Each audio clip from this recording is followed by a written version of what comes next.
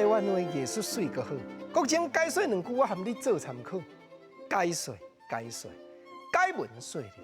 好朋友来讲，迄天我去到阮自己的国情我知北部广播电台做下晡的时段，阿国啊，对，伊名甲我共一个国，所以我拢叫伊共国的。入去到伊的办公厅，伊看我呢摇头甲面，伊就甲国情问讲：国情你有啥物代故？代故，民间来个加减有咧讲。当然，人即马吼是讲了较热。为什么代故？就是讲有啥物小可大代志，敢若毋是足大条的，才讲有啥物代故。啊，毋过伫台日大书店，日本时代专家研究民间台湾话收集起来，这本书店内底就已经记载这个名词，意思讲有啥物代志就对啊。啊，我就安尼头壳摇话讲，阿公兄，你敢知影？我自昨暝就未食未困的，等甲你节目做煞，我才敢来甲你问。啊，你毋着讲。煞毋知影昨暝我徛伫阮兜的阳台伫咧看，哦，天边安尼和光灿烂，我真烦恼，敢是敌国拍来？敌国，台湾哪有敌国倒一国？啊，免讲嘛，迄就迄讲嘛，敌国拍来，毋才和光灿烂哩。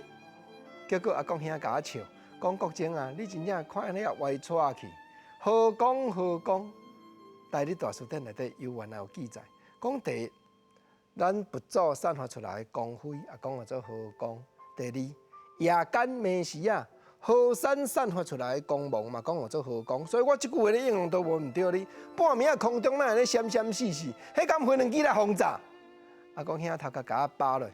台湾一句俗语，讲歹车入境，看做河光灿烂，意思讲看了就歪错去，毋对去顶打去。国情啊，你就安尼。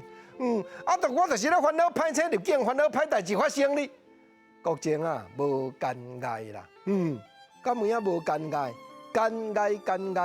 原来台湾话的名词，原来记载伫咧日本时代台日大书店内底。日本时代人就讲啊，无干碍就是无要紧嘛。啊，国情啊，你毋头拄啊拢无咧听我节目中咧报新闻，啊，你咧报安那？煞毋知影要庆祝总统就职，空中飞轮机飞过咧演习啦，啥物敌国来咧轰炸？国情啊，你真正头壳我无甲你捡落袂使。干碍就是台湾人咧讲的牵连。要紧影响，无牵碍就是无影响，无要紧。当然，这是国情讲俏谈趣味。毋过趣味罔趣味，咱嘛研究3句台语的名词，过去拢记载伫咧台日大书店内底，嘛真艺术，真技巧。